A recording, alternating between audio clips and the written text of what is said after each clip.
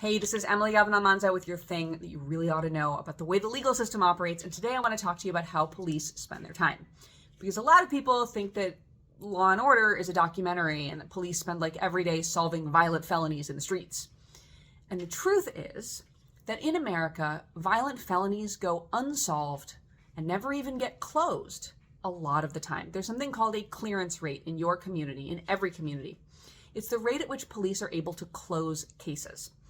And usually those rates are given by different categories of crime. So for example, nationally, homicides get closed only about 50% of the time. That's right, whether a murder gets solved, 50-50. Now to be clear, closure doesn't mean solved. It can mean closed by any means. But it's an indicator of how often police are solving cases. So the fact that the closure rate on violent crime in the US nationally is only about 36% should be concerning. On rape, it's only about 26%.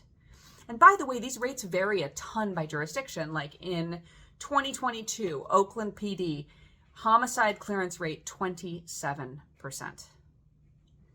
Now, maybe that's because of how we are using police in America.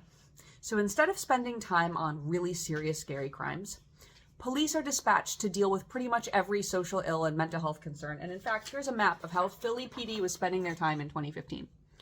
As you can see, the vast majority of it is like unfounded calls, looking at places, disorderly crowds, and minor disturbances down here is taking up as much time as all of these more serious felonies, which, as you can see, are a really tiny, tiny piece of the puzzle.